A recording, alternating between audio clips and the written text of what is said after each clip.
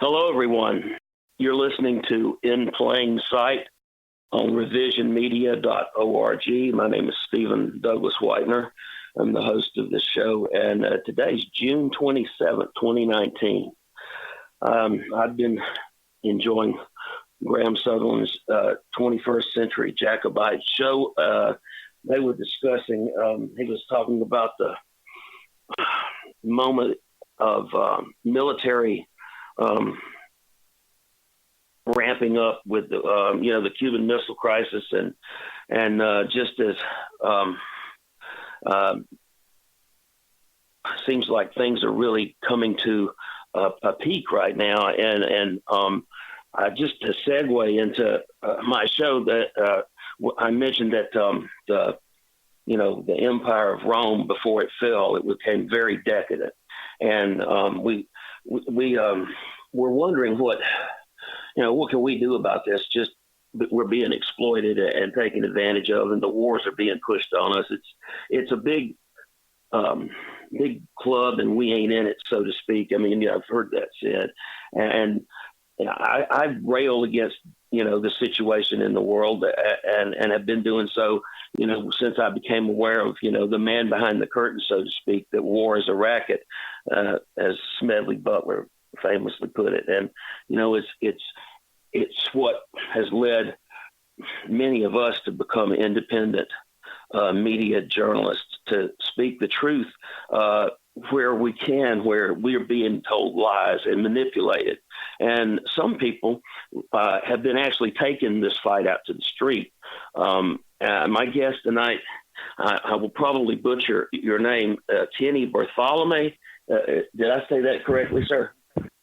You did, Kenny. Yeah, Bertholomey. Oh, well, Kenny, all right, you're out, you're fighting this fight on a one-on-one level in Denver. I mean, I've seen you go out to the Mile High Comics bookstore where there are drag shows for children. I mean, it's just disgusting. It is literally like the fall of Rome there. And I mean, I've seen some of the videos you put up, and you've just been in their face, and it just amazes me that this goes on, and there are no churches are standing up to this. No, it's frightening. I mean, that to me is just as frightening a sign as it is that the ship, the Russian ship is in Havana. That's signs of the times, because it's the same kind of decadence that happened at the fall of the Roman Empire, when and look, what two people do in their bedrooms, their business. I'm not for throwing people off roofs, but I'm for families. I'm for families and kids. I'm a grandfather. I have children, and I love kids. And there just is no childhood anymore. It's literally being robbed from our kids. Even growing up in the 60s and the 70s, I at least, I don't know, maybe I look back on it more fondly than it was, because the times were changing rapidly then too, but it just seems to be accelerating at such a pace that it's frightening. I just got to give you kudos for going out and taking the fight right into their face. Those cops that are standing there protecting these people, exploiting those children. It's a sickening thing, and I want to give you props for going out and doing that. Just kind of fill Thanks, in on what's happening there. Yeah, tell us what's happening and kind of what you've been doing about it, if you would, so to speak. And first of all, from Denver, yeah. Right? Okay. Yeah. So I'm in Denver, Colorado. I'm a human rights activist. So we picked up on this about 6 months ago. The Child's Drag Show, actually the Mile High Comics introduced that they were having a children's all ages drag show where children of all ages would be dancing on stage, and they were going to get money in return. So we started protesting it, and so I started looking deeper into it to find out how long this has been going on. And when you start doing the research on it, you see that a couple years ago, they started introducing the drag queen story hour to the libraries, where they'll have a drag queen come in and have families bring their children in to a library, which they're exploiting these safe places for children. and try to normalize, a child seeing a man in full makeup and, outfits that aren't kid friendly. So if you actually, what we're seeing is a agenda that's been playing out over the better part of 70 to 100 years. You look at things like I think the women's rights movement was probably one of the biggest blows to the family. This is a divide and conquer tactic that they're using to destroy the family, mentally and psychologically. They want to split the family up. So if we look at the way we lived, 70 years ago, we all grew our own food. If we did go to the market, you knew everybody, you talked to people along the way. You're seeing that it's been completely reversed. So now that we're completely relying on the system, the mother has to go out and work all day. The father has to go out and work all day.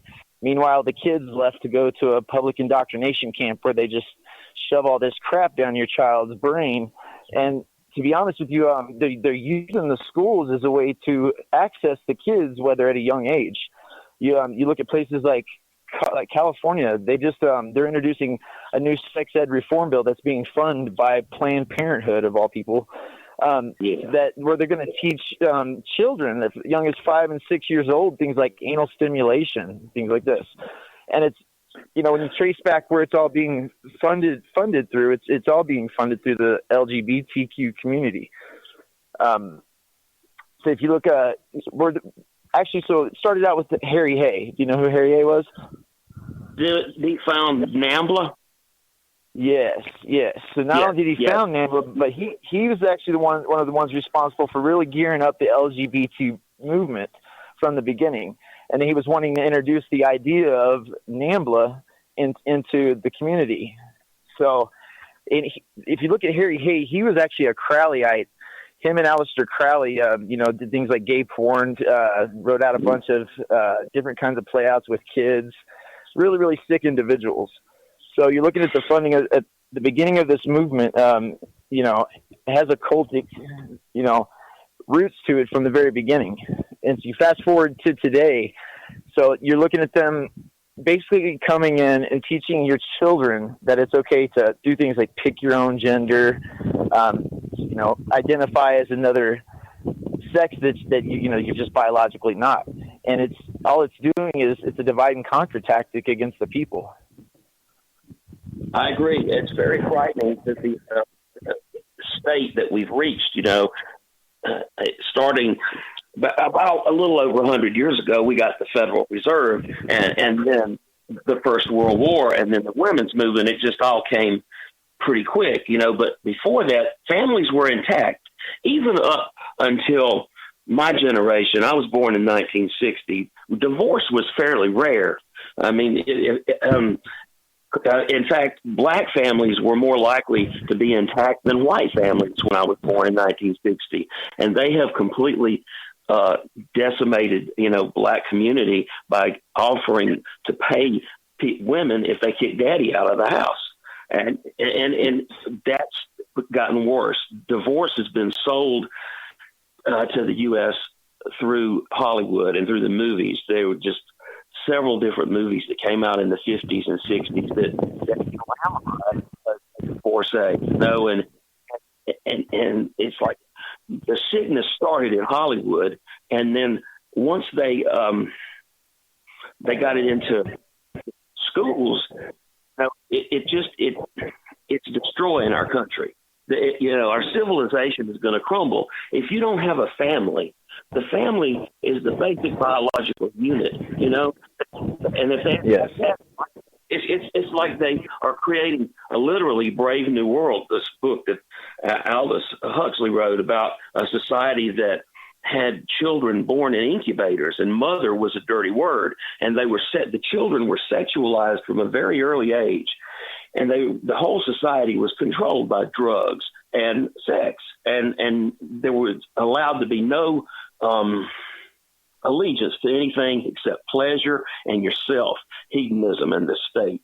I mean, it's been a plan from the beginning. That book was written, I think it was in the 20s or early 30s that it came out, and it's just they've advanced. They've had this plan, and it's coming to a head now.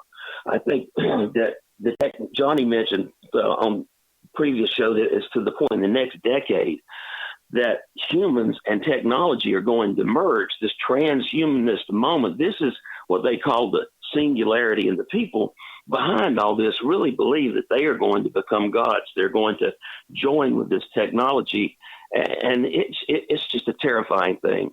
So I've seen the videos you posted some of going up and confronting these people who are coming up and supporting this, and the people just, I mean, they just are nonchalant. Yeah. They're like it's just okay. They don't mind being filmed, knowing that they're going to go and support this kind of activity.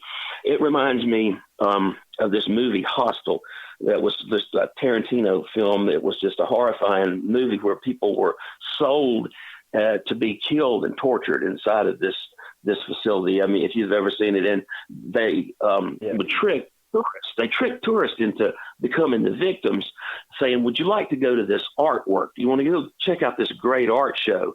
And they get these tourists who, these kids come up, and a guy comes out from inside where he has just murdered and mutilated some person, and he says, "Oh, is there a good art show in there?" He said, "You could spend all your money in there." I mean, it just that particular scene, it was chilling to me when I saw the video that you made. So how many times have you gone out and protested this? Well, so this will be the sixth event. They've got another event coming up July 7th. It'll be the sixth event that they've had. To be honest with you, Johnny, the first time we went there, I actually went there just to talk to them, just to try to reason with them. We were really calm and cordial, and I just tried talking to them and just, explaining to their humanity, what, and the conversation went just like it did with many other interactions that you've seen in any of the videos. They just don't care. To them, they want to label us as like a hate group, and that neo-Nazis or alt-right, labels like that. But the truth is they know that we have a moral compass and that we're actually using it. And they just really don't. They don't want to open up a dialogue. They don't want to talk because they know that they don't really have a way to justify what they're doing. One of the first times that actually the second protest I went there, one of the first questions I asked the guy standing out front was why was he supporting the event, and he said that to teach a kid the value of $1. I mean, to teach the value of $1.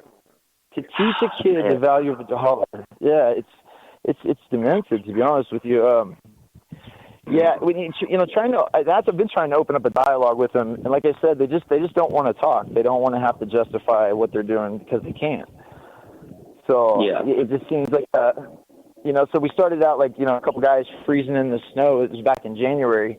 Now we've got people flying in from out of state to come join us. So you see everybody, even people from the LGBTQ community. I've reached out to them, other activists, and asked them what their thoughts on it were, and they don't support it either. So it seems to be only a certain portion of them. But then again, if you ask any of these people if they support it, here's the thing. So the LGBTQ flag is a banner that they have manipulated and molded, right, under the guise of equality and acceptance. And what they're doing is, if you've noticed now, I looked at it the other day, it's actually right now, I think it's like LGBTQI or something like that. They just keep adding these little acronyms, these little initials to it. And they want to put a P on there to make it for pedophilia. They want to include kids. That's obviously the agenda. Yes, that's where this is all headed to. It's a funnel. It's this. So, like I said, the child drag queen story time was actually just like to test the waters to see how much the people will actually accept, right? And so once that kind of seemed to go over real well in Denver, now they've pushed, like I said, for the drag show. And this is coming to everywhere in the United States. They're going to push this everywhere until people actually start voicing their opinions and start speaking out about it. Somehow people have got to make a stand. Somewhere you got to draw a line in the sand and say, look, here and no further. And it just seems like everything is coming to a head in that regard. This is not about hating homosexuals or hating lesbians. It's about loving your children, giving them a life and a childhood. It's just a 3-4-year-old kid has it. That is just disgusting to steal their humanity that way. And these people like you to teach them the value of $1. I mean, Well, you certainly can't teach anybody the value of life anymore. It's just, they're attacking us from both ends, as they're ripping kids out of the womb. It's like abortion up to 3 years old. I saw some woman being interviewed. Well, how long do you think, how late could you abort a kid? And she said, to the age of 3. So they're up to, this woman literally said that it would be okay with her to decide whether or not a kid lived or died until the age of 3. I mean, it just, why do these people think this way? And of course, at the other end of the spectrum, I'm getting on in years. I'm disabled. I don't get around too good. I'm sure that I'm going to be a useless fiction has portrayed these things happening. I talked about Brave New World. There was this movie Soylent Green where everybody was killed and made into food because they destroyed the planet. I think 1984 was a doc. Yeah, 1984 was a documentary, right? Yes, exactly. They have used it as their playbook to destroy our world, man. I'm glad you're standing up for it. When did they erect those flags? Because I noticed one of the videos, you were able to talk to people, but then they put up like this big wall, ironically, of rainbow flag and American flag where they could walk behind it. And it just, okay. And also, what was this person? There was a name, one of these drag queens that was kind of like starting the thing. I forgot that name, but I saw you confront her on the steps there, and it's just, I don't know. So that, I don't know what. Yeah. What was her name? What was that was so the one I was confronting on the steps was actually his name is Charles Rosnick. He's the one. He's the owner of Mile High Comics. So he came out in the Denver Westward was the local free paper. Came out about a year ago and said that he got brain cancer and that the cancer ate a part of his brain. And when he recovered from the cancer, that now he's coming out. He's got 4 kids. He's married. But now all of a sudden, so he's got a family, right? So now he's going to come out and, exploit children and divide other people's family. But he's okay at home, those barriers you saw actually. Yeah. Sorry, I don't mean to interrupt you, but he had brain cancer, and then he decided this. I mean, it's like the cancer ate his soul. That's just, man, that's you couldn't write. You couldn't write fiction that's. Yes, so that's what he tells the public. So, but it turns out when you look into it, he's part of so there's a group called the International Courts, and they are the oldest gay rights activist group in the country, and they're actually based out of Denver. They've been operating since 1984, 85, and he's been a member with them for a very long time. So he's just not coming out to the public and telling us, but he's also a Freemason, which I don't know if you know this or not, but the English Freemasonry they've always been an all male group. They deny access to their group to women. So they actually just wrote a clause into their bylaws that they're now accepting trans into their group. So, okay, that I did not know. The host who was on before me, Graeme Sutherland, is pretty much an expert on the Masons, and so this guy, he is just putting on the front with his family, is what you're saying. That cancer story was all, and that makes sense because in my town, I'm in South Carolina, they had that drag queen story hour at the local library, and there's this group that came here, and they were quote unquote a convent of tranny nuns that had a mission here, and once you look into it, it's an organized agenda. These people, they have a plan, and I think they really literally wanted to tear us down completely. It's not just about pushing the Overton window. The Overton window saying, you push things so far and people start to fight back, but you've moved the morals a little bit. And I don't know, an example. I mean, it's like they want to make it legal to have sex when you're 9. Well, they won't accept that, but you can lower it to say 13. That that kind of example of what that window is, trying to push the limits of our society. And that looks to me like they want to do more than that. They want to destroy it completely. And the people, kudos to finding out who these people are. I mean, they need to be named, you know? I saw that some of the people who were running this drag queen story hour actually were convicted pedophiles. Once people started taking pictures of the license plates and hunting down who these drag queens were, I mean, they're convicted pedophiles. And I think, come here and sit on my lap, little boy. I mean, actually, yes, a library in Houston actually had that very problem. They had a drag queen come to their library, and it turned out after people did some investigation, it turns out that he was a convicted pedophile. You know what's really interesting? I don't know if you saw it in my last video at the very beginning. When you look at the door, there's a Catholic priest standing up there attending the event.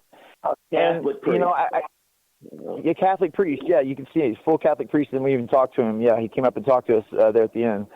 Yeah, so, you know, you're seeing this is, okay, so the Catholic Church just put out ads pretty much all over every platform saying that they're giving out reparations for people that have been abused by priests, because that they knew that the priest was, you know, abusing or raping children, and all they did was move them from one parish to another, and it just spiderwebbed the effect of the problem, of course. So and now they're trying to come out to the public and then offer, you know, that we'll pay you money. You know, you're seeing this all. This is all a unified front to attack your child. This is all this is about, normalizing pedophilia. They are trying to make it pretty much. I don't know if you know the Prime Minister of Canada a couple of years ago lowered the age of consent to 16. Did you see that? No, I had not heard that. 16. Okay, well that's So you know, it's just a universal attack on all fronts. The family. I agree, and I think that we should organize to fight this. I mean, if we're not going to stand our ground on this, then we don't even deserve to survive as a society or our civilization, man. If we don't protect the youngest and the most innocent among us, then, you know, we just, you know, we don't deserve to go on. We've got to do something about this. And naming names is one thing, but it's a full-on push that Google, YouTube, Facebook, they ban people talking about this. They say we're being hateful, we're neo-Nazis, alt-right, whatever. It's a unified agenda. All of the fronts are open in this war. It's just social engineering, and then in the background, there's all of this military action taking place where we're slaughtering people for resources that we don't even need. You know, it's all about greed, and the biggest who's the biggest guy on the hill. It's ridiculous. We don't have to live this way. You know, I think you would put the nail in hit the head of the nail when you talk about Crowley and the evil, where this all comes from the occult and the Masonic stuff. I mean, this is satanic. You know, this is about worshiping death and the devil. That's exactly what this stems from. And, you know, I'm not a religious person, but I was raised as a Christian, and I, you know, the most important lesson I ever learned, I believe, was to do, not undo, you know. And that's do what thou wilt is what Crowley said. Do anything you want, man. Do it. Yeah. Well, I mean, really, the answer to that, I think, is do as thou wilt be done unto. But we got to stand up against them, you know. And you said July the 7th was the next one in Denver, correct? Yes. Listen, Steve, I'm telling you right now, if people don't start drawing a line in the sand and start speaking out, that they're going to have your kids dancing. They're going to have kids dancing in a club in a cage. That's the level they're going to take this to. I mean, it's just getting ready to go to the wall, and it's going to happen in a very short period of time. It just so you look at places like, and you know, I got to give some big props to, do you know who Elizabeth, it's Benson, I believe is her last name, but she's the activist mommy. Do you know who that is? I have heard activist mommy before, yes. It's just, it rings a bell, but please expound on who she is and what she's doing. So she's actually been exposing this too really hard for the last year. she's actually got a pretty big Facebook group. You can find her on Facebook. It's Activist Mommy. Just type that in. But she's actually gotten people that are following her page to call the cities that they're having these these drag queen story time, and then actually getting them shut down. So my family's from Austin, Texas, and they and actually a church called Open Cathedral just threw on a drag queen story time in Leander, Texas. And this one was successful, but I guess they had enough blowback that they're not going to do the event again. So, and right now, I think places like Atlanta, Georgia, like I said, if you go to her Facebook page, she's got it pretty much mapped out, the places that are pushing it really hard. And, if people just get involved in simple things like make a phone call, she's listing numbers on it that you can call and talk to people that are. The problem with what we're dealing with in Denver is that this place is having it at a private location, okay? So it's different when they have it at a tax-funded or taxpayer-funded place like a library, because then you can get your government involved. So, that's, you get the power of a bunch of people working together and expressing their voice, especially through your government. They're going to have to listen. Whether they, take advice or not, that's one thing, but, at least your voice and your opinion. And they've gotten, Activist Mommy has gotten a bunch of different events like this shut down just by people calling. Well, that would be I agree with that. I'll check that page out. Activist Mommy on Facebook. Now, this looks like a huge place, too. I mean, this comic book store, it almost looks like a big warehouse in an industrial section or something. It's got to be a really big building there. And who knows what's going on in there, man? It's like, I believe that we had maybe could you find out what's happening inside somehow? Is that part of the point?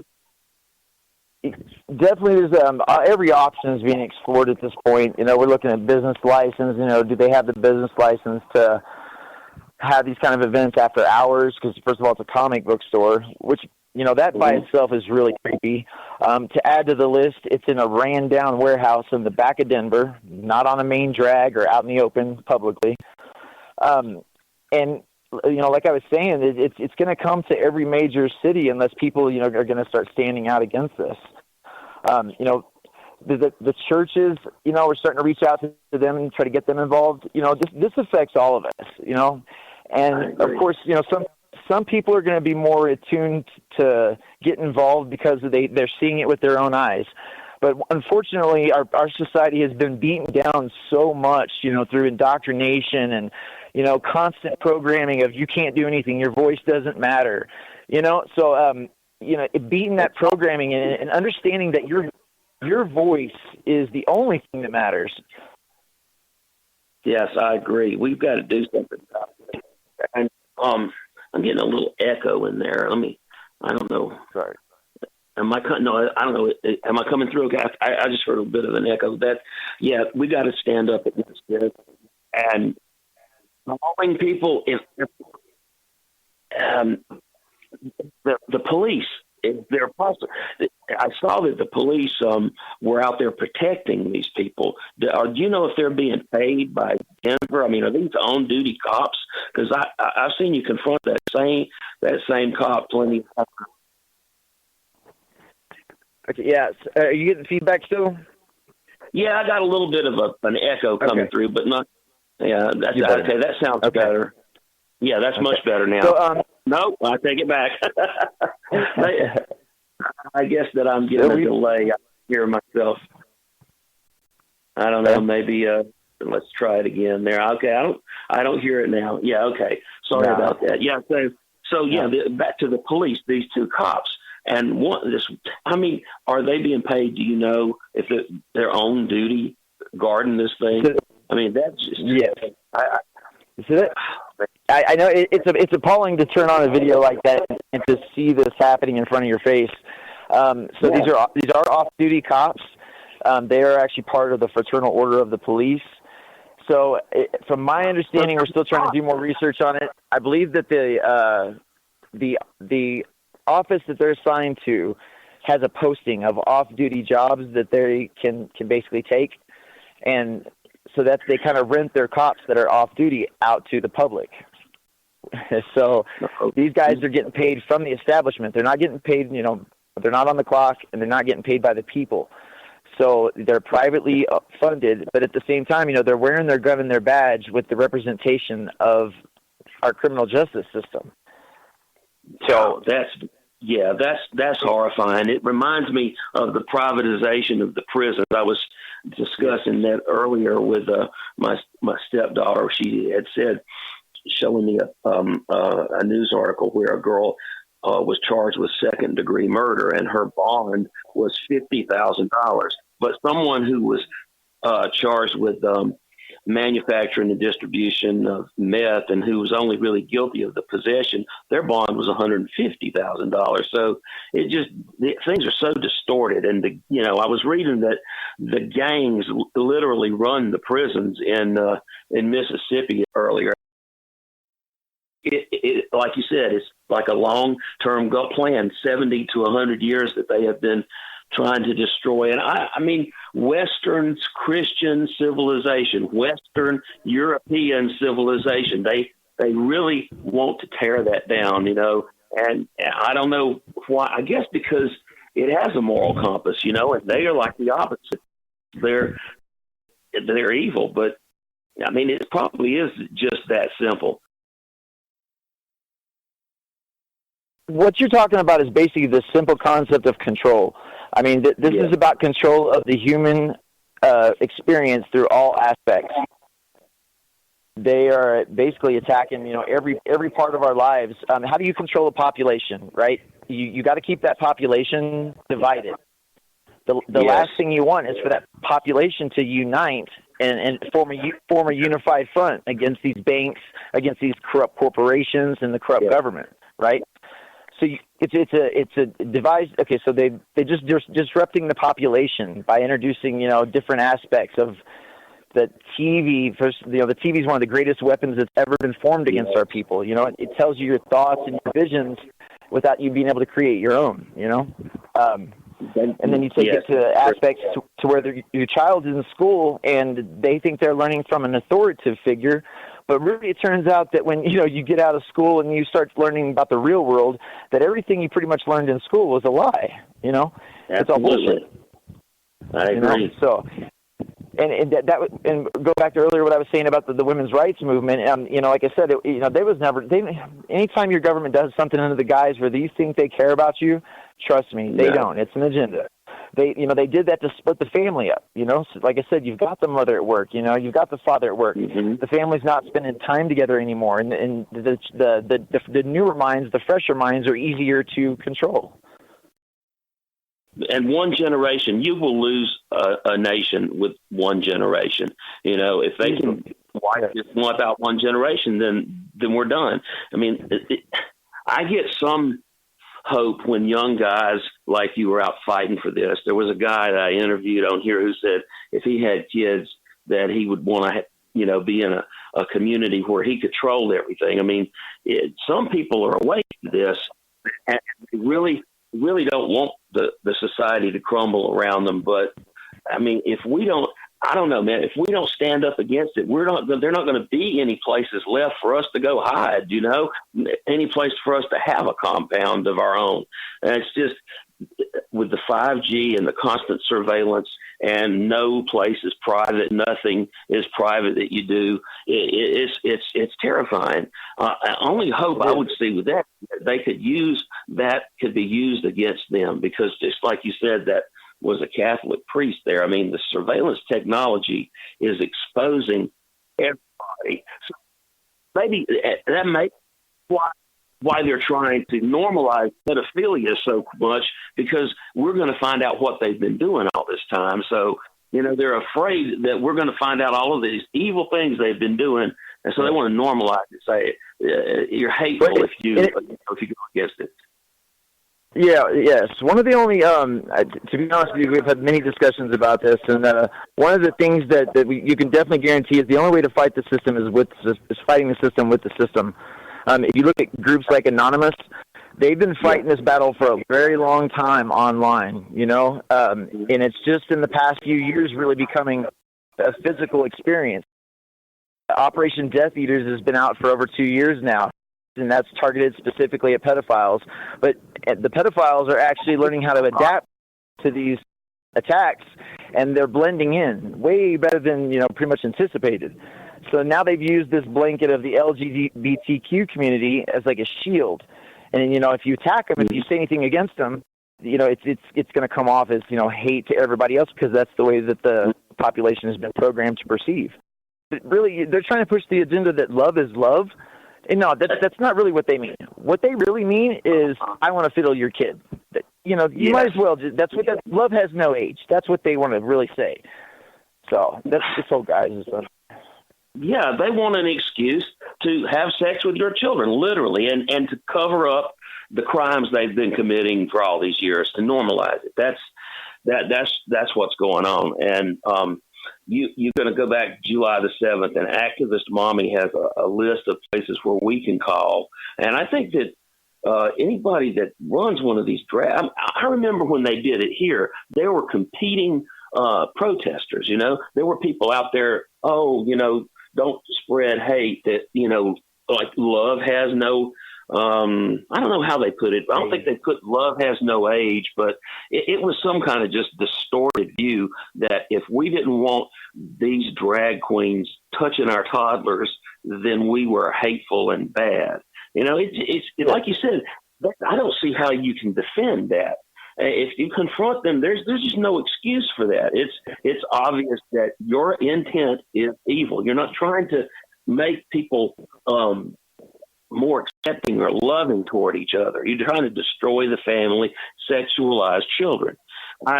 These two guys who were, I don't know what they did exactly with Desmond is amazing, this little kid, but it's disgusting that video of them, and is a convicted criminal. And at the beginning of the video, he says, if you have any little children out there, bring them closer to the screen so that, we can indoctrinate them more. And this kid, he's years old, and there's like ketamine on the wall. And he's obviously on drugs, and he's out there dancing and supporting his drug addict parents. It's just, that's the point where we've come now. That's acceptable to people. Why? How are they not in jail, for child abuse? It just boggles my mind that really is happening, and it's been going, I think that's at least a year and a half, maybe, that kid's been doing that. Well, what they're trying to, another one of the arguments that they use is they're trying to say that they're encouraging their children to be creative. Okay, so okay. You have to take into account that this is your child. The one things we know about children is that they're easily programmed, and they're exploiting this capability, right? So you hear people say things like, "Oh, it's just a dress," or he's just watching a movie. Mm-hmm. Wrong. What you're doing is you're programming images into their subconscious, right? Which in turn that connects into our reality. So you're seeing these kids get bombarded. If you read up on Desmond is amazing, right? And he will sit there and tell you that he became a drag kid because of RuPaul. His mom showed him a video of RuPaul, one of her drag shows, and this is what got him sparred in it, right? So if you look at these, people walking into this event, man, it's really sad because a lot of them, like I said, you try to confront them, they won't answer you. But what they will say is that they're letting their child express themselves. But what you're not seeing is that the fact that their parents bought them the outfit, the parents went and practiced their routine with them, and the parents are driving them to these events. So in reality, the parent is living vicariously through the child, in whatever, kind of field they want to build around it. Too. Yeah. They're exploiting the child for their own profit. It's like selling your children. It comes down to that we literally are sacrificing our children on this altar of Baal. I mean, that's what it is. These abortionaries, the Planned Parenthood, they're ripping the kids apart and selling the pieces of them. I mean, that's been exposed, and still, I just don't know. I don't know what's wrong with people. People can just accept that. James O'Keefe and the Project Veritas went in and taped these Planned Parenthood executives bragging about how much money they made for chopping up kids. And, then the governor of Virginia was saying that, okay, the baby's born and we make the baby comfortable and we go talk to mom. And literally, it's like, we're going to let this baby live until we can, auction off its parts. I mean, it literally said that. And several states have made it legal that you can have an abortion up to the moment of birth, calling it quote unquote partial birth abortions. It's just killing a baby as it's being born. That's literally what they have legalized. And they cheered. These people in New York, when they signed that law, they were cheering. Not only cheering, but in other states where they were banning it, there were people out there protesting to kill children. Yeah. What? It's just ridiculous, man. And like you said, it goes back to sacrificing. It's modern day child sacrifice. They're putting their children up on an altar for Baal. If you look at I've read articles about Desmond is amazing and his mom. She is just completely evil, and So an article just got wrote about her son from a well-known pedophile, and in the article, he says things like the kid's sexy and other just various references, just completely sexual. But then they're going to get on TV and tell you that it's not sexual, that it's expression, it's a form of art. Yeah. It's like in reality, it's just it's pedophilia. May I ask a question to Kenny? We need to organize. We need to be in touch with each other, and we need to fight against this. I mean, if we can't come together for this, then there's nothing. I mean, I don't care what religion, what race you are. Everybody starts out as a child, okay? You need to protect the kids, And I'm still getting that echo. I don't know what's. Maybe I guess. May I ask a question for Kenny? Yeah, Johnny. Please. This is Johnny from El Paso and Liberty Light News. I'm still getting that echo. If we could try to get, I don't know what's causing that echo, Richard. Do you hearing that too, or is it just me?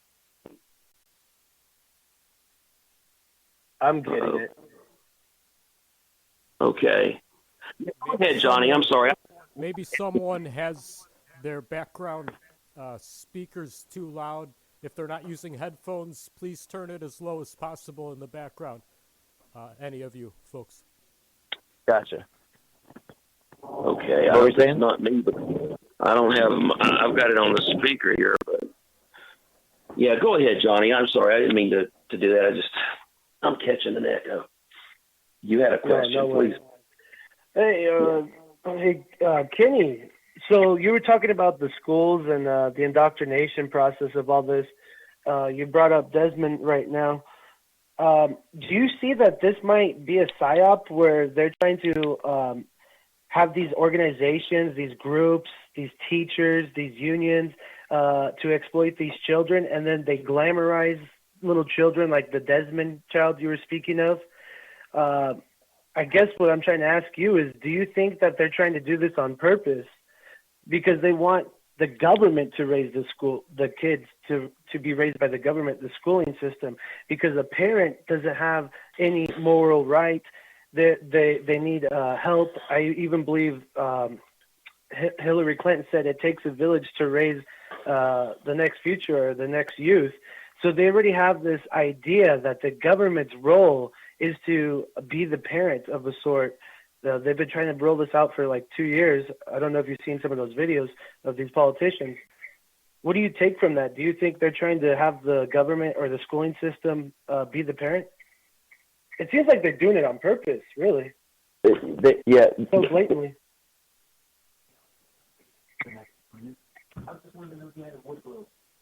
So yeah, what I'm seeing is it's 100% an agenda. To be honest with you, this has been orchestrated for a very long time.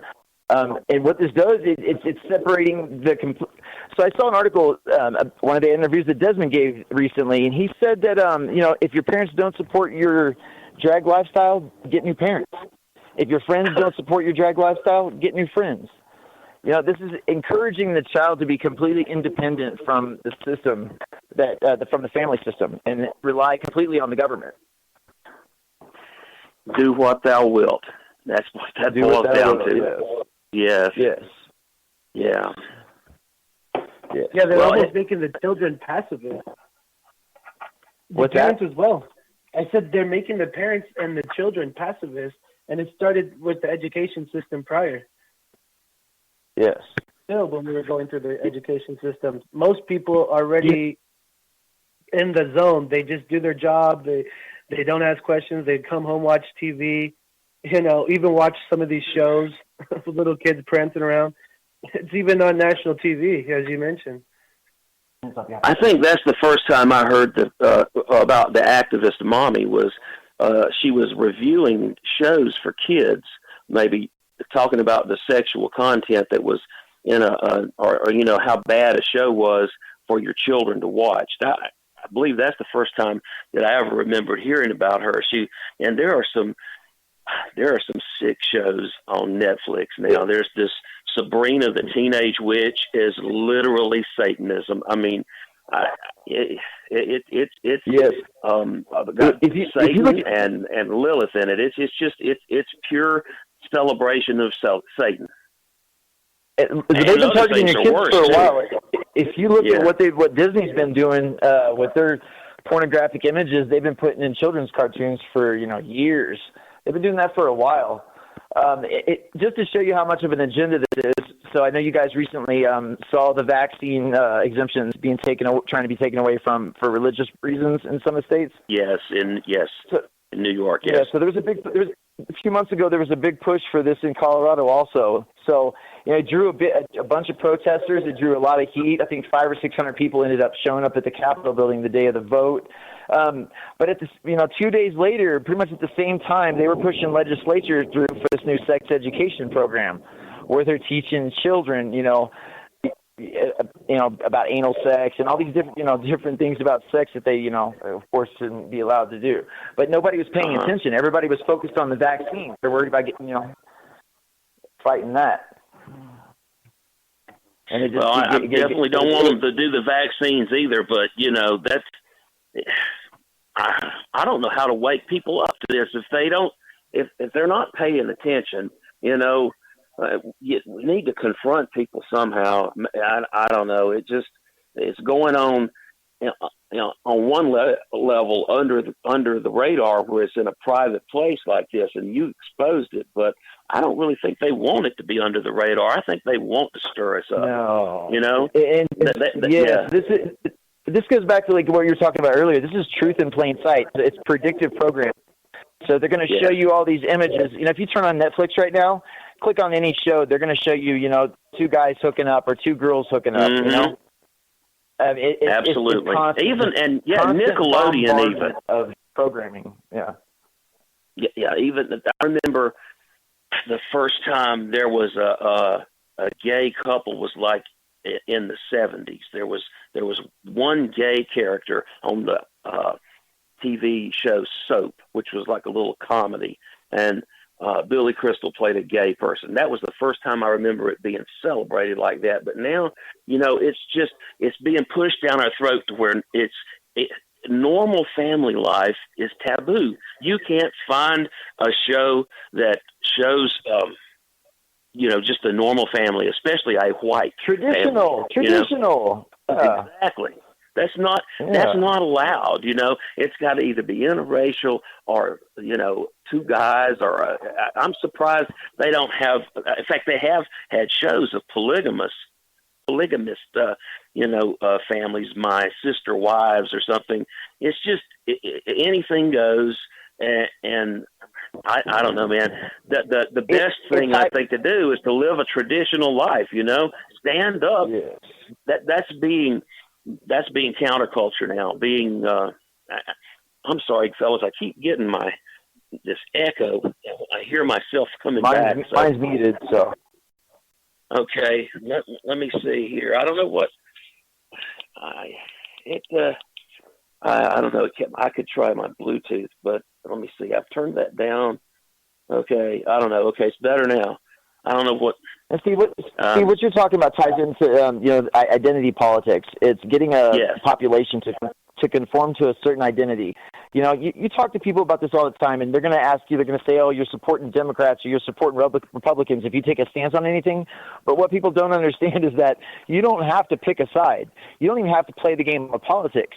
You just have to go. You know, you need to go by your heart and what your heart tells you and your moral compass tells you, and not what laws that you had no business in voting on. You had no place in voting on. You know. Yes. I mean, yeah. If what's right, you feel it in your gut. You know, it's kind of like. Yeah. You know, there's this an old song called on the Grand Funk Railroad album, and they interview these little kids before the show. It's called "I Can Feel Him in the Morning," and then there's this one kid that says, you know, when God is like when I feel good, I do good, I feel good, and then when I do bad, I feel bad, and it's like it's haunting, man. If you ever get a chance to listen to that, and that's from the early '70s, like '71, and you feel it in your gut when you're doing right or wrong. I mean, if you have any kind of moral compass, I mean, the only way not to have it is to be ripped from your mother and raised basically in an incubator, which they've done that to kids before. They have done experiments on them, and there's all this monarch programming and stuff that they've done. The MK Ultra, that's a whole other issue. But if a kid is taken away from artificial womb, yeah, yes, an artificial womb, artificial womb, yeah.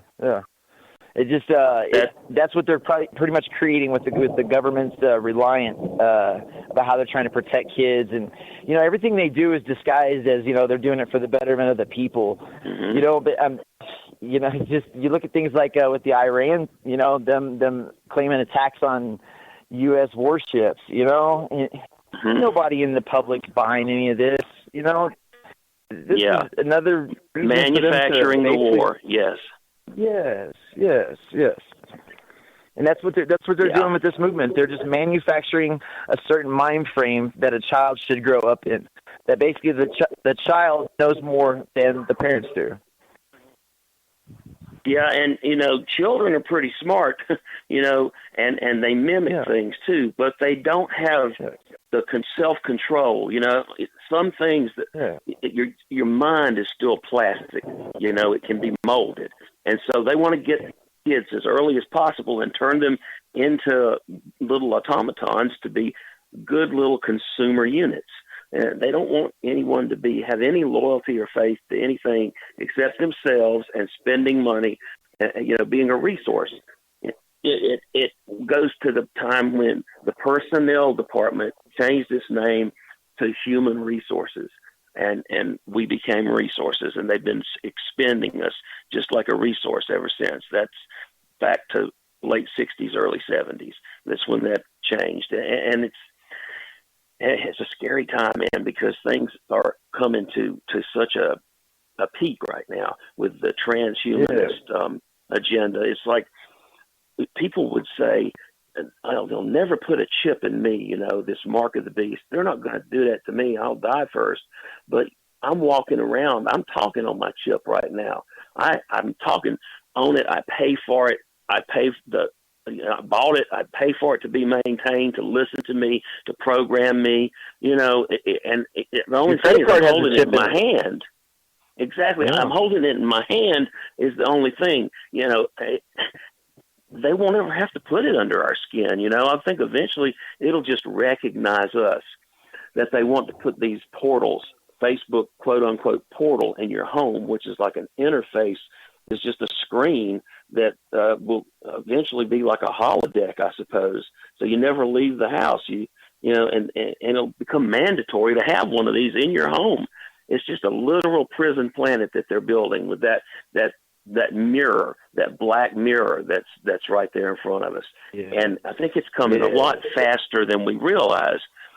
we just discussed the media and Netflix before. There is this show called Black Mirror I've watched, and the newest season has a robot that has a whole bunch of embryos, and it raises a baby. And it's an artificial intelligence that raises this baby in an artificial womb, and the whole world is supposedly destroyed. In fact, it has been. Everything has been wiped out, and it raises up this baby, and then eventually another human knocks on the door, pounds on the door.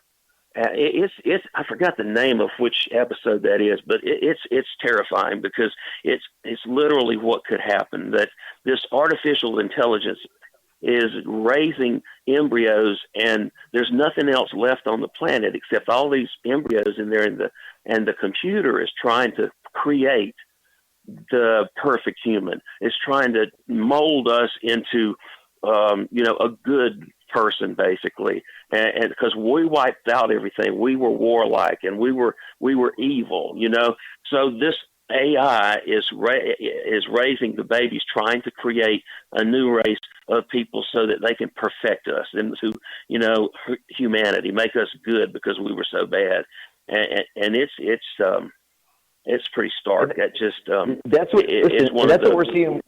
Yeah, you think it's one of what? Yeah. It's just one of the most blatant things, the most, I don't know, it's one of the scariest things I've seen.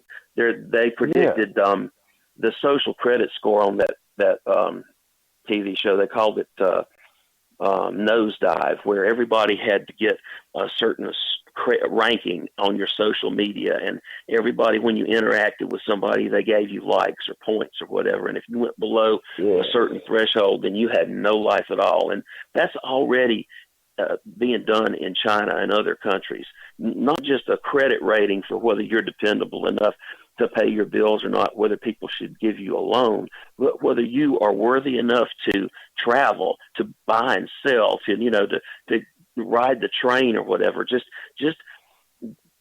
this woman's, got the best seat on the airliner. She was first class, and then her credit score went a little bit lower, and then can't talk to you, just kind of kicked her out. And eventually she ended up an outlaw with this woman living in a trucker. It was predictive of what's happening now with the social credit. And so that show is pretty good. It is displaying what's happening. Guys, it's about 9 o'clock. We could take the break here.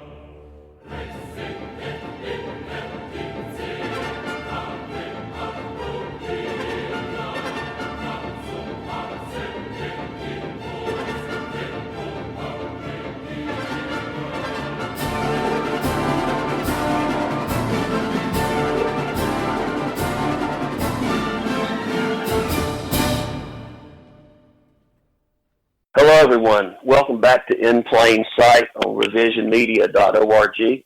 My name is Stephen Douglas Whitener, and this is the show In Plain Sight. I've been discussing something happening in plain sight with Kenny Bertholomey.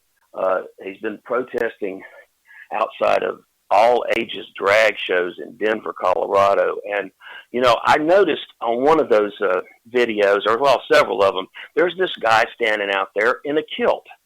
And is he like running? He's not the one that's running the thing, but I've seen you confront him several times, and he just seems to be a ringleader. He's got that big umbrella, and he's shielding people as they come into these shows.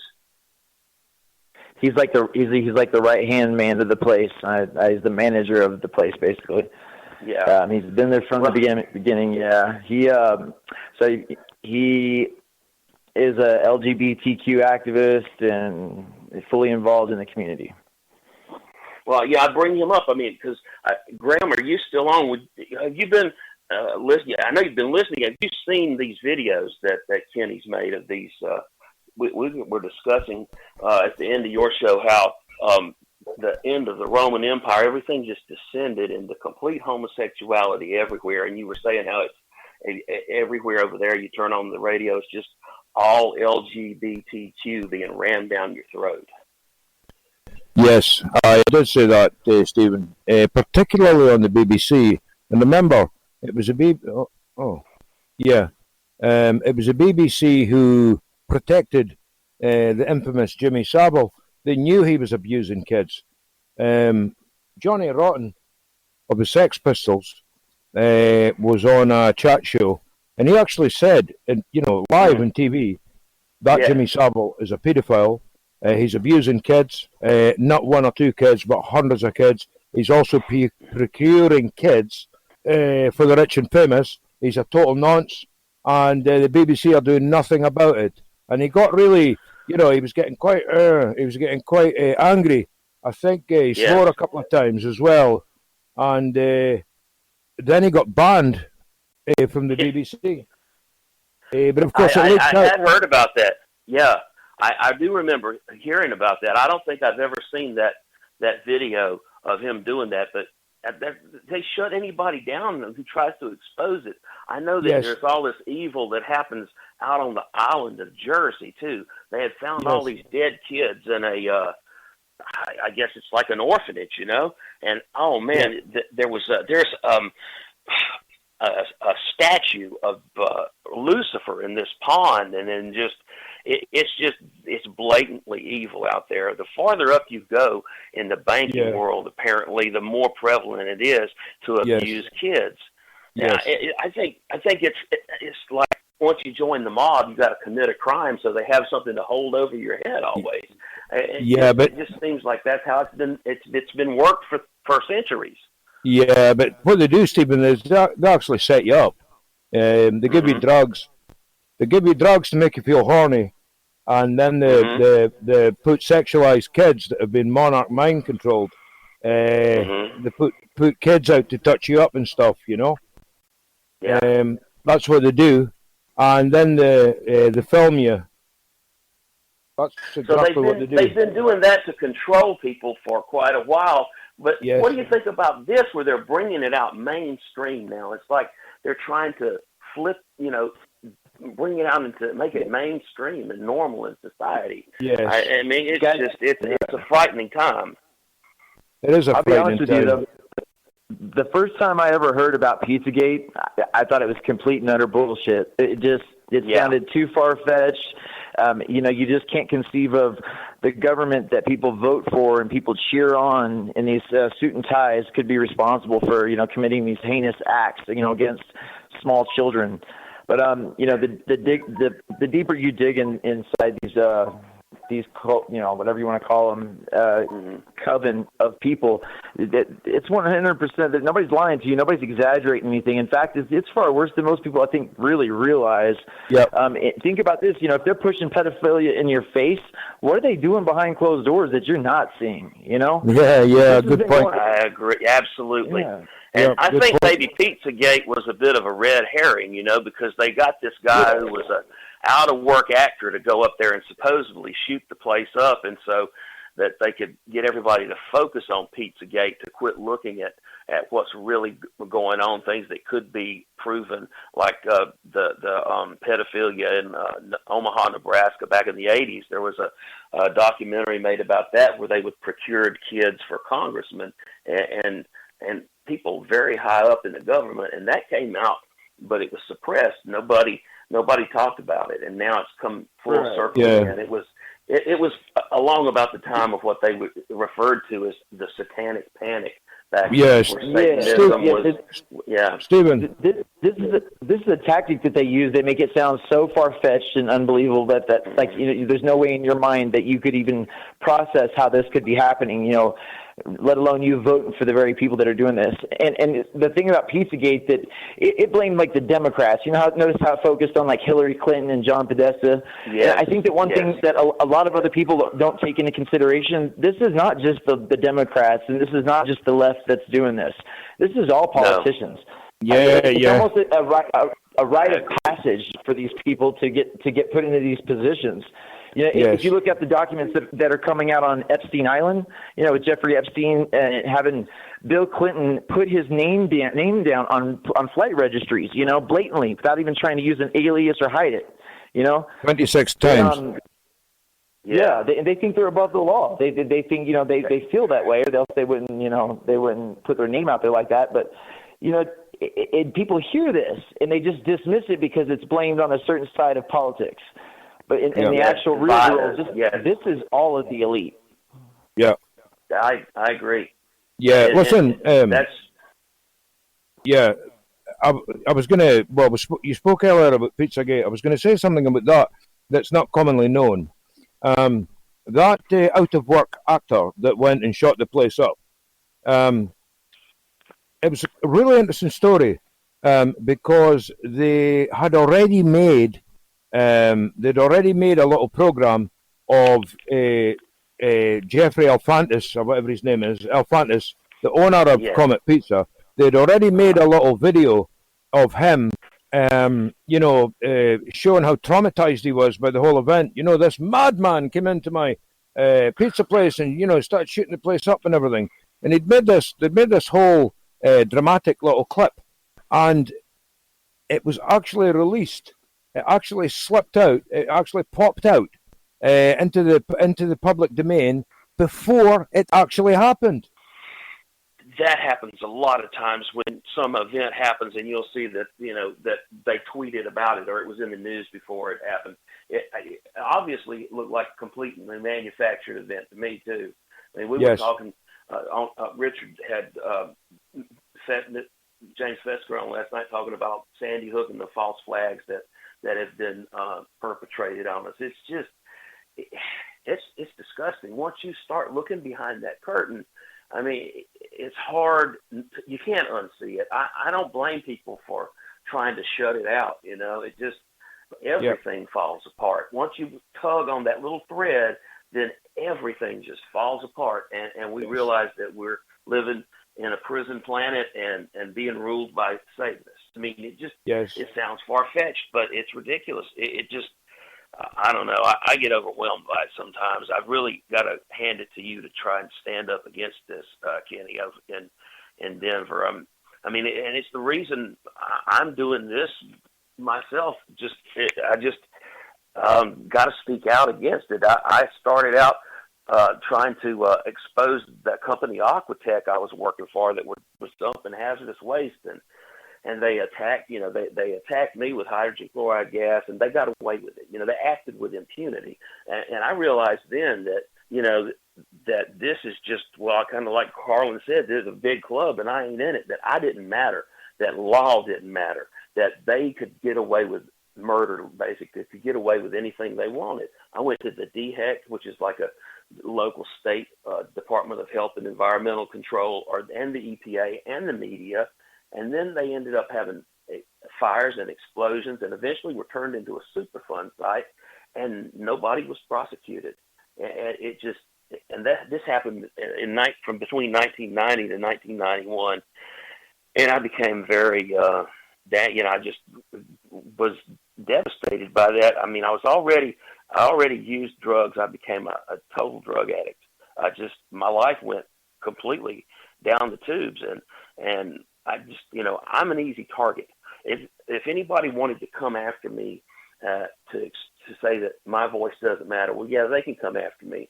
I'm flawed, but the things that I'm saying are true, and we're speaking the truth. It was kind of like that guy was on Richard's show last night. He talks about how Michelle Obama is literally Michael, and the Obamas that's a tranny couple, and that he knows it. And some guy had criticized him for saying that, saying, well, that's going to make you sound crazy. But, it looks obviously true to me. And they would, it just, anatomy does, guys, listen, anatomy does not lie. If it has an apple, it has a banana. There you go. Exactly. And you cannot, there are no pictures of her pregnant. I mean, it literally, Barack has called her Michael numerous times.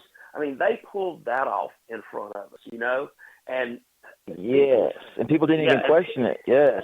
No. If you also look at, she also has an Adonis belt. That's that crease that men have, in their thigh area. Women do not have that, and that's a telltale sign that it's on your face. Yeah, and I believe that they're going Adonis to belt. President. What's an Adonis belt? So that's that crease right in between your hip and your stomach that men have. That fine line. That's not a term I'm familiar with. But, do you mean You mean the V? Yes. You mean the V? It goes down to your balls. Yes. Well, that comes. Yes. The crease that you can see, between your stomach and your hips. Yes. All right, the top of your legs. You've got two of them. Yes.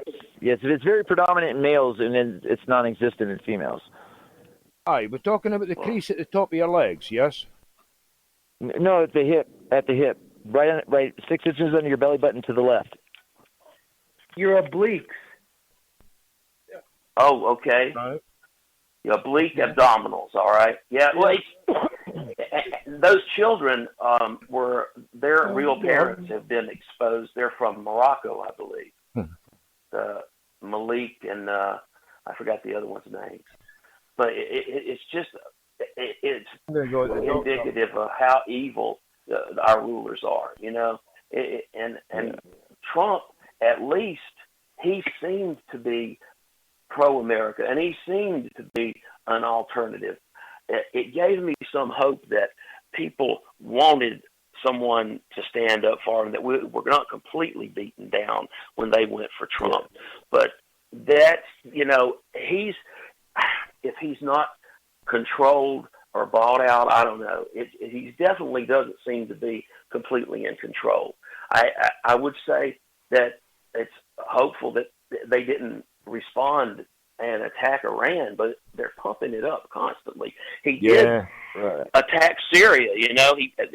Ivanka got upset about this false flag when the White Helmets staged that gas attack, and then some cruise missiles were launched. But at least so far, we're not in a war. If Hillary had won, I believe that there would be a world war already. And this is why what you guys are doing is so important.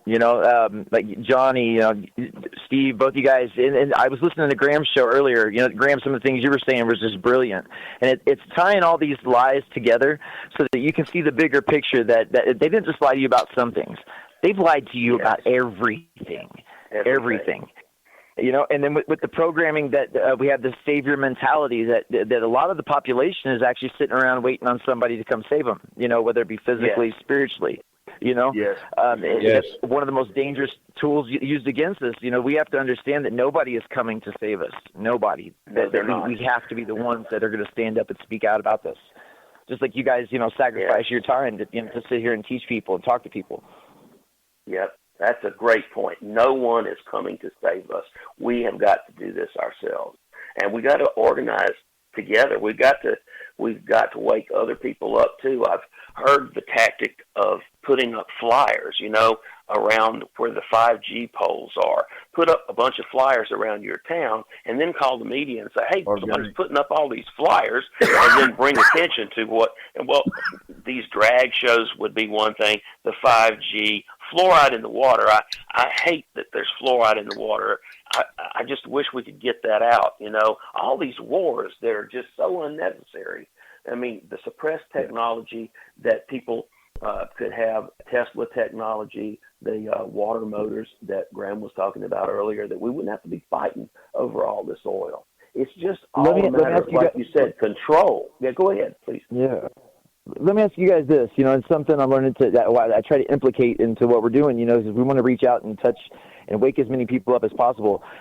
Graeme, what was the one thing that woke you up, that kind of brought you to see what's really going on in the world? I can't think of one thing, to be honest, but I can think of a whole load of things. They all sort of formed a very obvious web of an agenda. Yes. Do you remember what? For me, it was fluoride. When I found out they put fluoride in the water, you start digging into what fluoride does and how it's a neurotoxin and affects, how you look at all the effects, the negative effects that it has on the human body, and you understand that it's a poison. So that when I realized that, it kind of opened me up to exploring other options of reality. To understand that maybe 9/11 was an inside job. And then you start understanding that jet fuel doesn't melt steel beams, and things like that. Right. It helps progress the awakening process. And we've been programmed with it. They ridiculed the idea that fluoride was poison in the movie Dr. Strangelove, where the crazy general was saying they're going to pollute my bodily fluids and all. I mean, made him sound just crazy. And he wasn't crazy. That really is a poison.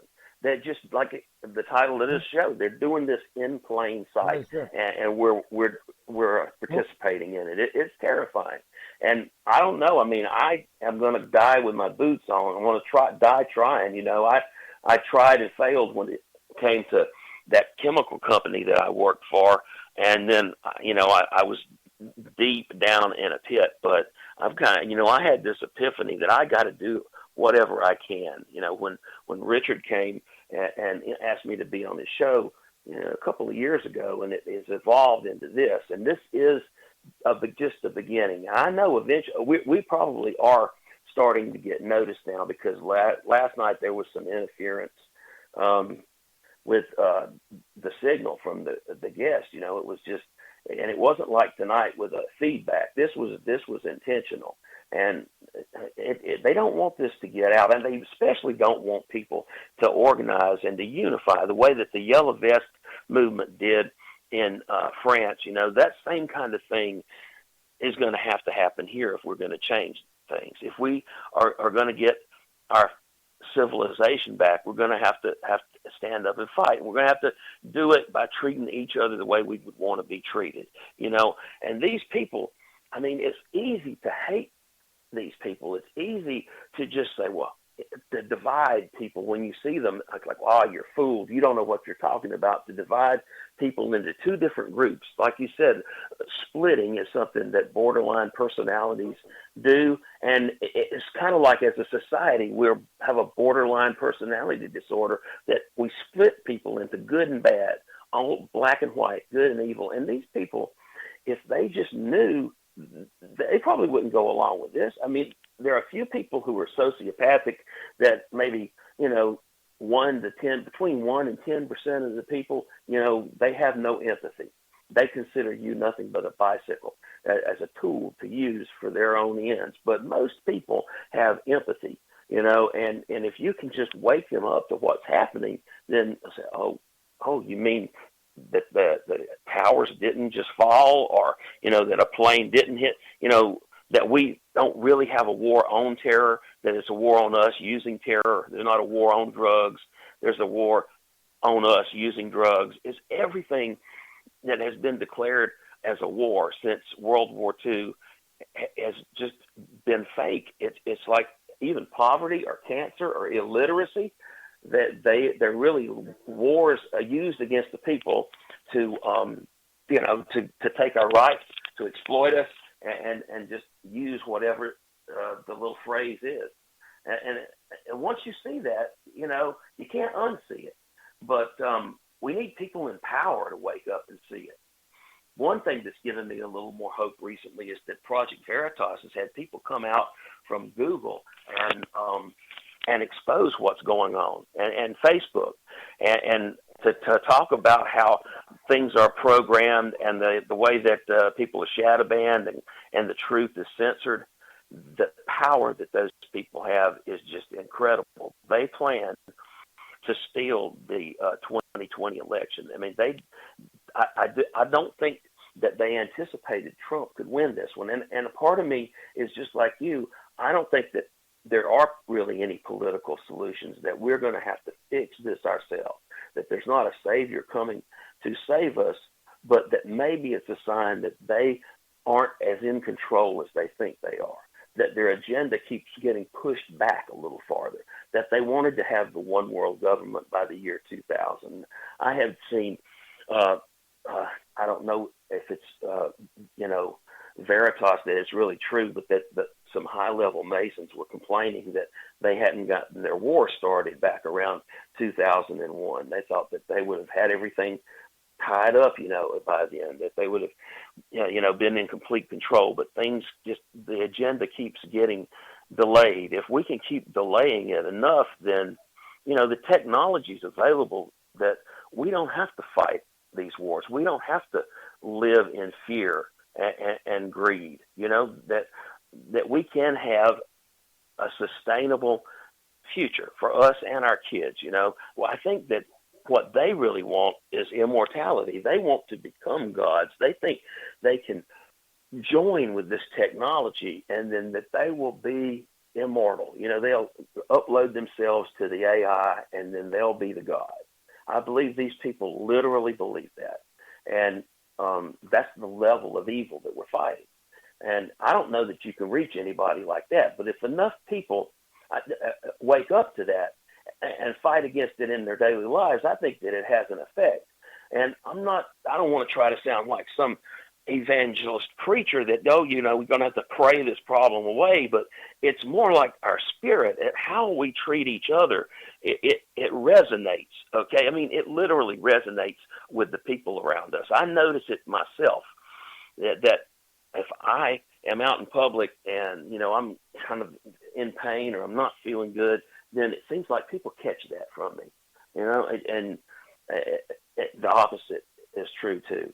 And I don't know that that's going to be enough to fight this, but it's a battle. It is a weapon that I've been trying to employ, and I think that we have to use that in our daily lives to really make a difference.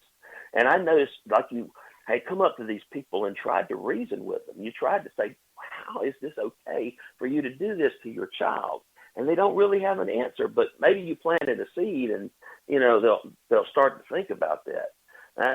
I don't know, man. I'm really encouraged that you're doing that. And I'm encouraged that Richard has created this platform, and that we are able to network and talk to each other about these things in all different parts of the world. I believe that this will grow. It's not something that is for profit. This is for love, for truth. This is, as it says there, for people to maintain sovereignty through the exchange of information and ideas. And that was the kind of the motto that Revision Media has, and I think that's just awesome. That was why Richard created this platform. And Graeme in Scotland. It's one thing to read it and hear about this stuff online, or to see it through a screen, but it's a completely different thing to experience this in up close and personal, face to face. And guys, everything we know about the world we live in is energy and vibration. And with so much hate in the world that I can't. I do this out of love, to be honest with you. I love the people that are sitting there in front of me that I'm protesting against. I don't agree with what they're doing. And because I care enough, though, that, for not just myself, but for my family, for my neighbors, for everybody else out there that I haven't met yet, to stand up and say something. Our silence is consent. If we don't say anything, that means that whatever happens to us is we're pretty much, bringing it on ourselves. Yeah. If we don't say anything right now, and this goes back to their form of control. They've been using these arms that they have to manipulate us for so long that until we kind of come together and understand that our powers in numbers is what's going to affect this place. It's the unity of the people, that everybody coming together and standing up and speaking out against something that they know in their heart is wrong. That's what's going to change this place. Can I make a point here? Please, Graeme, go ahead. Stephen, I was actually talking about this to some friends earlier on tonight. I see what's happening now with this whole, transvestite, teaching of the kids thing. I see it as actually a kind of climax of what they've been doing for the last 30 years, and it's woven into our music. The rock and roll generation, it's all about drugs and sex and rock and roll. But more than that, think about Take a Walk on the Wild Side by Lou Reed. Think about Sympathy for the Devil by the Stones. Lola think about by the Kinks. Yeah, Lola and Take a Walk on the Wild Side. And what's that other? Suicide is Painless. Yes. Sympathy for the Devil. Yes. Yeah, it's programmed. I agree that it has been in the music for quite a while. We discussed music a couple of shows back. I want to admit I've been on a Wishbone Ash binge since you turned me on to that album, Argus. The Argus, that's great music. But you're correct that it's feeding us messages. It's programming us the same way subliminally that the television does. It's an agenda that's driven. People don't make it in music unless they live. I've heard them say this: they sell their soul to the devil. Yes. Bob Dylan came out in an interview and said that he had sold his soul to the devil. He made that deal with the big man, and Katy Perry too. They have admitted that is how they become successful. Anything else that's real, that's just plain talent, it's hard to make it. Stephen, that actually confuses me. I seen that interview because I'd heard about it and I thought it was an urban myth. But I actually found it on YouTube, and I watched Bob Dylan sit there and say, I made a deal with, he said, the top commander. No, he said, I made a deal. He made a deal. And the guy said, who did you make a deal with? And he said, the chief commander. And he said, who's the chief commander? And he says, well, the man, the top guy. And then he just laughed and looked away and changed the subject. But listen, the thing that confuses me is, he was looking quite old. He was looking like he was touching sort of 65 in that interview. But yet, he released 2 profoundly good Christian albums in the 80s. With three actually. Yes, 3. The Slow Train Coming and Saved, and then there was a third one that was pretty good that had Joker Man on it. Yes, they were very good Christian albums. Yeah, Infidels. That's it. Yes, those were some of my favorite music by him. So, Stephen, see that album? The question, I guess. Pardon? Yeah, that album. I only bought it because I heard that Dire Straits did the music for it. I wasn't really big into Bob Dylan at the time, and so but I bought Slow Train Coming because it said Martin Knopfler on guitars and whatnot. And so I bought it, and that album, like no other album in this world, actually blew me away. It actually completely melted my brain. It just was absolutely awesome. And everyone I've introduced it to said thank you. That's beautiful. Mm-hmm. I agree. Yeah, you got to serve somebody. He says in there. It may be the devil, it may be the Lord, but you got to serve somebody. Is one of the more profound tracks on there, and it's a really good one. I remember it came out my senior year in high school, and I thought it was great. So the question that comes to my mind is exactly when did Bob Dylan make this deal? You know, That's right. I don't know. That just And why did he make that? If he was already successful, and I mean, he obviously was very successful, Very. you know, prior to that interview, because he was quite old. Well, you know, you're a lot younger guy, Kenny. How has music affected you? I mean, what kind of music did you listen to? And Oh man, listen, Stephen, music is. I remember being younger, and my mom actually grew up in a Christian household, and my mom showing me these Christian documentaries that it was exposing rock and roll. You know, and it showed all the, you know, satanic side of, you know, or Luciferian side of rock and roll and all the sex and the drugs. And I remember, you know, I was young, I was 12, 13, you know, she was just trying to teach me. But, you know, and as I got older, you know, I rejected that, you know, thinking she didn't know what she was talking about. And, you know, all that was nonsense, that they're just trying to set us free. And, you know, recently when I woken up, you look back at what she was trying to show me. She was trying to show me, you know, what this actually was. You know, they've been programming our children for, you know, decades with nothing but the same bombardment of just bullshit, you know, pornographic images, do drugs. Yes. You know, all these false idols that offer up money, sex, and bitches, you know, that doesn't mean anything, but they don't even know how to go outside and grow their own food or start a fire to keep themselves warm in a cold night, you know? No, exactly. Yeah. We're hot house flowers. Yeah. Listen, Stephen, music.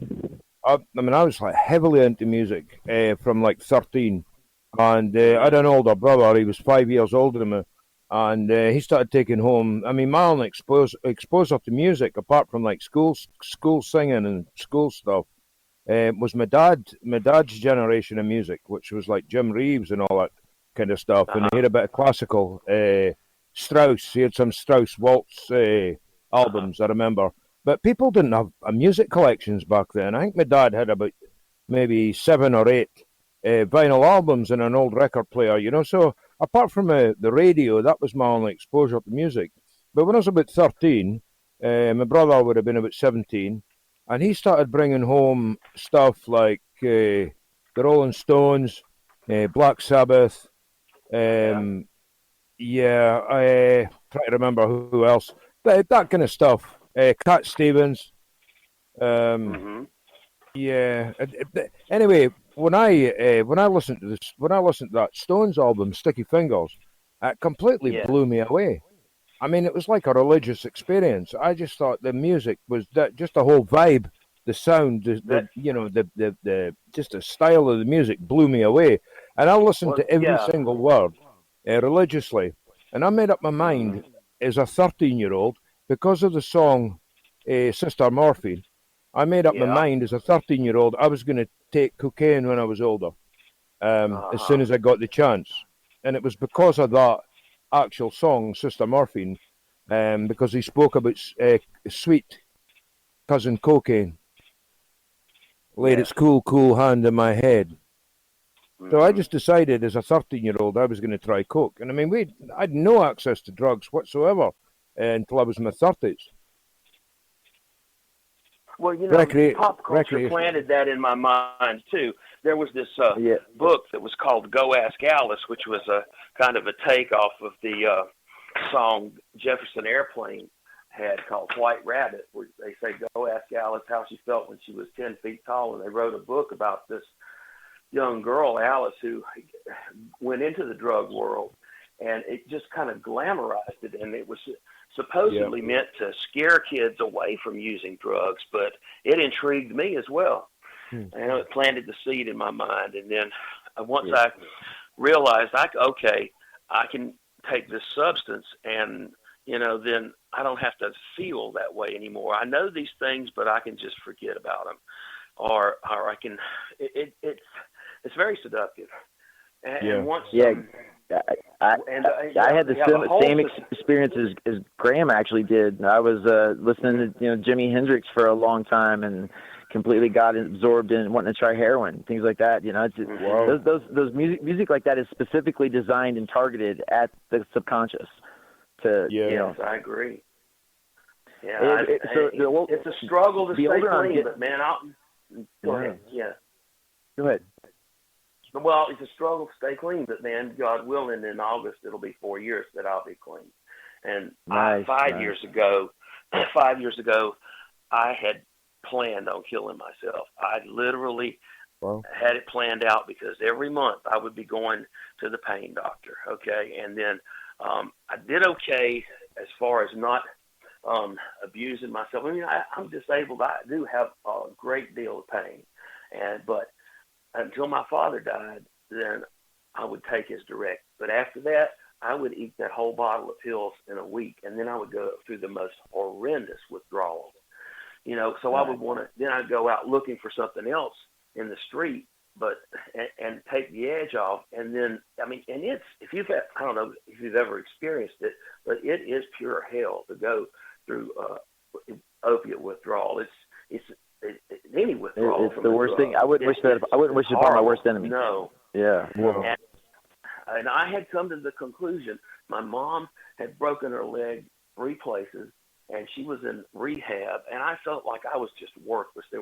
I couldn't keep a job. I couldn't live my life. I was of no use to anybody. I thought it would be better for the world and for my mom, frankly, if I was dead when she got out of rehab and somebody else was here to take care of her. But for some reason, I didn't do that. I changed my mind, and I broke up with the pain doctor, and then I eventually went back to a 12-step fellowship and got clean again. And, I've recently, just this past week, ironically, I don't know. I mean, I'm an open book. Okay. I've been hiding in plain sight basically ever since I tried to expose Aquatech, but I've kind of broken a little bit away from that fellowship that I was in. And there's something called smart recovery that I've learned about that gives people tools to change the way that you act and react, to recognize the triggers that will lead you down that path, to empower your living. And I'm just now learning about those, but that's the path that I plan to follow in the future. I did not think I'd ever be able to work again. I've been disabled since 1993, and the first thing that I did was that interview with Richard. I did that radio show, and then I took on a weekly show with a different network. That didn't work out because of personality things, and eventually Richard began this one. And so I decided, okay, I'm going to go back to this Voc Rehab Agency, and I have been working. So my health is not the best, but I'm getting a little bit better. And I thought the most that I would ever hope for was to be able to be some recovery coach for someone where I could actually, quote unquote, earn a living, have a job that maybe even had benefits or something, that might be a possible path in the future for me. And I don't know if I'll be able to follow through on that, but I'm alive now. I mean, I'm dedicated to live my life to the fullest now. And I don't know. It just, I feel empowered by this, and it gives me hope to see guys like you out there fighting the same fight.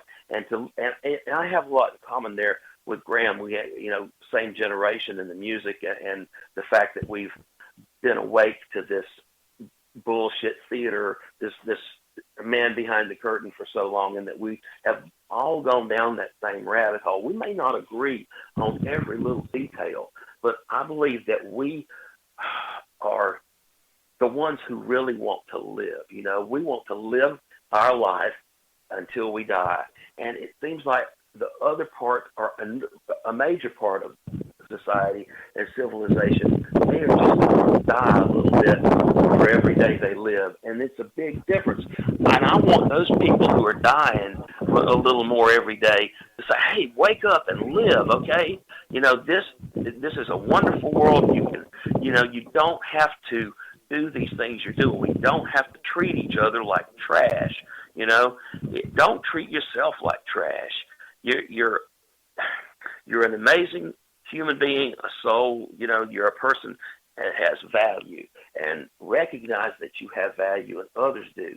And I don't know, I want to convey that somehow to people who who just don't get it. The same way that you're trying to talk to those people going into that drag show, and exploiting those kids.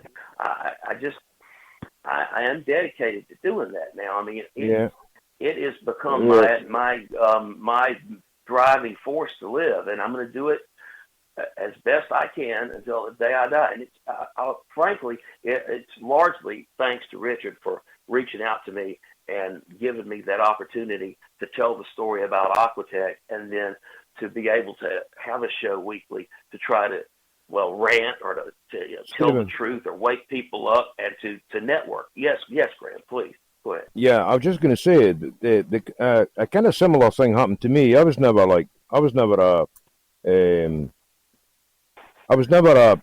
addicted to anything heavily or whatever, but I have dabbled in drugs and liked a bit of coke. Coke was my drug of choice, and I got to a point where it's kind of like at the end of myself. I kind of felt like I'd tried everything the world had to kind of offer, and then I realised it kind of just dawned on me. It wasn't anybody's influence or whatever. It just dawned on me one day that I was completely self-obsessed and just living for myself. Yes.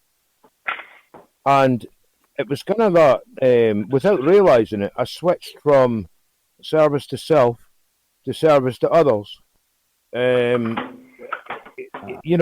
Quite smoothly, without realising it had happened. Just feeling I was growing up. Growing up, exactly. Yeah. The process of growing up. And if you look at what's going on around our culture right now, it's the inversion of the self, right? So our natural, who we are is to help each other, but they've inverted that to where we only worship and praise the self, right? Yes. So, yes, and that's what the whole. I'm so glad to hear you say things like you did a while ago, Stephen. Man, it helps me sleep better at night. Knowing that people are waking up to this, and I'll be honest with you. So one of the most important responsibilities that all of us share, it's not a burden, but it's a responsibility that we have to wake the others.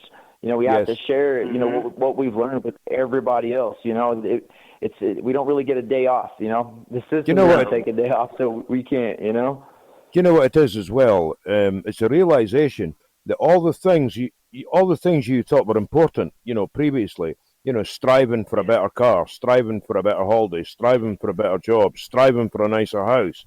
It's all like just useless nonsense, really. When you realize what's really going on in the world, it kind of puts your problems to shame. They just seem so minuscule and irrelevant and petty in comparison to the horrors that's going on at the top. Absolutely. You look at what's happening around the world and the evil and the violence that's being perpetrated against human beings, just for profit and greed, and so that we can maintain this little. Yes, please. Go ahead. They're teaching your children they came from monkeys. If that's not an attack on the psyche, then I don't know what is. That right there alone. I mean, you see the level and how long they've been at this, and the lengths that they're willing to go to. So that's why it's so important for people to speak out, because you can't just sit back and wait on something to change. It's only going to get worse. Yep. I agree. The whole system is designed to basically remove our connection with our source, with the Creator. Right? To move us further and further away from knowing that we are created and showing that through human kindness. Yes. So they remove that. That's exactly what it is. And now they're doing it with the parents and the children. Is that you, Johnny? Yes, he's saying they're doing it to the children. Yeah, Johnny. Yeah, go ahead. Go ahead, Johnny. I was just complimenting exactly what Kenny's saying. Yeah, it was to take us from our Creator, our connection. Now they're taking the children away from the parents. Yes. Yeah. We got to say something. Exactly. It's like they listen to all that bullcrap music you guys were talking about, all this rap stuff, talking about all that. I don't even know how they listen to it. And then you got these clubs and little side things that are happening that Kenny's following. He's being vigilant. And you're right. We're sitting back and we're like, how do you deal with that? We have to come together. I agree with everything. If I may ask a question before the end of the show for Kenny, what is your research, or have you done any research on what's been happening with some of these cults that have been going to jail, in particular NXIVM? You said you were following Pizza. You know what? To be honest with you, Johnny, I've been following it a little bit. I've kind of seen what's been going on. I'm at the point now where I just it's hard for me to focus on anything that I can't reach out and touch that's right in front of me. I know that there are things going on right now that that are working towards some of our benefit. Like some of these people are getting exposed, but it's I don't know. It's hard for me to trust in something else when I've been lied to about everything else, and it's so hard for me to follow things like that and be faithful in the system, which I'm more faithful than, people, coming together. And that's another thing that people don't understand, that you don't just have to go out to protest the system. There's many forms of protest. There's ways that you can, in your everyday life, how you spend your money, being self-sustainable, growing your own food, learning how to grow food, learning how to fix your car, things like that, to where you don't have to be relying upon a system and a corporation, to get you through the day. The more we become reliant upon ourselves so that we can help each other, that's where we're going to start putting a dent in the system and getting ourselves off this little tit of the government, Yeah. I agree. Dependency. And it's not now when, if not us who. It's up to us. I agree that we have to save ourselves, and somebody has to be the man, and we're going to have to do it. Right. And we need to stay connected to all of us. Yeah. What's going on with the next thing? Tell me about that. Pardon, man. Well, they're still shipping in the children. The borders already went up. They're putting in another probably 30 miles by the end of November. So it's like a big old thing, There's money in children. I didn't know this neither. That's why I started following your work. I didn't know it was this bad neither. It's crazy. Yeah. Guys, listen, when you look it up, listen, I just talked to the FBI recently. So 800,000 kids went missing in America last year. 800,000. I mean, that's such an unfathomable amount of kids, and that's just what you're getting told. That's just what they are telling you. 800,000? Imagine it's double that probably, right? And so, you call these places and you ask them, like, are these figures correct? How do they get these figures and things like that? And I'll be honest with you, everybody I've ever gotten on the line, they're just work there. They're just getting paid by the hour. They don't give a shit. There's nobody else doing anything about this. Almost a million children inside I remember the it was at 735,000, but 800,000 is probably exactly right. It went up. Those are real numbers. That's what people don't even know when you talk about it. You say that, you're like, not in America. That can't happen in America. Right. No, you pull up the FBI statistics, like you said. It was at 735 last year, I think it was. Yeah, it was ridiculous. And I'm going to Google right now. Our system is crumbling. The system that we have ostensibly to protect our society, it's crumbling. I saw that there are thousands and thousands of rape kits that are just sitting in evidence storage lockers, and rapists are walking around free.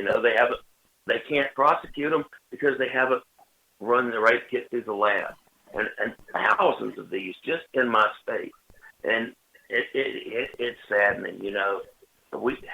We're up against an evil beast. But listen, I'm telling you, the power of the people is stronger than the people in power. I'm telling you, the key to all this is us coming together and understanding that there are more of us than there are of them. And I believe that the power of love is greater than the love of power as well. Yes. I think that is that's very true.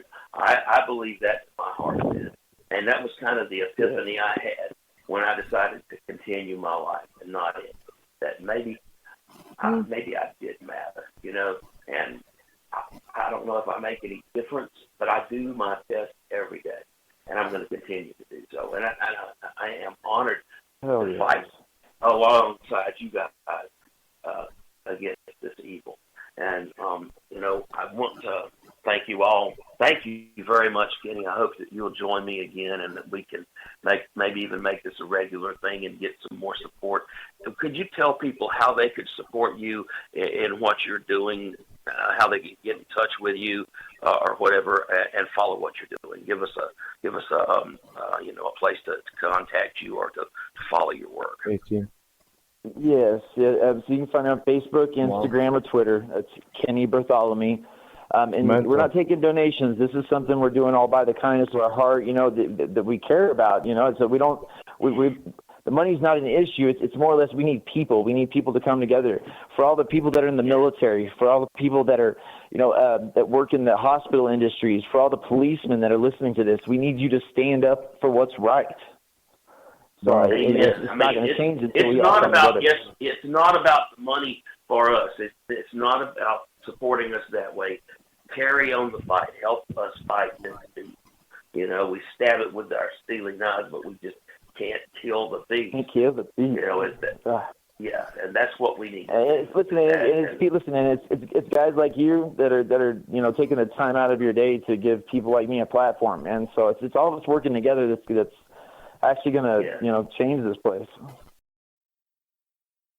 I've heard Johnny say that big things are coming from Revision Media, that he's seen it, and I'm starting to really believe him, because I'm going to devote as much of my time and effort to it as I can. My health is not the best, so I miss it every once in a while. Matters beyond my control sometimes prevent me from coming on, but as much as possible, I'm going to be here in plain sight every Thursday night at 8 o'clock. And Graeme comes on the 21st Century Jacobite right before me. He always has a great show, and oftentimes we overlap the way we're doing now. On Wednesday night, we have Richard Carey's show, Arcane Semantics. He had a terrific show last night with Dr. Jim Fetzger talking about a lot of different things. And then on Tuesday night, Raleigh Quaid has a show called Blackballed at 10 p.m. 6 times a year. Then Graham's is at 6 p.m. Eastern, and that's on Thursday night. Graeme, thank you very much for talking to me. It was very, very much a pleasure to talk to you. You too. Love sharing. And Johnny, thank you for joining us all. And listen, I hope that we're building the fort right now. Yeah, don't go away before we can exchange contact information if you guys are willing. But for that, it's 10 o'clock, and this has been In Plain Sight. I'm your host, Stephen Douglas Whitener, and until we meet again next week at 8 p.m., y'all be good to each other.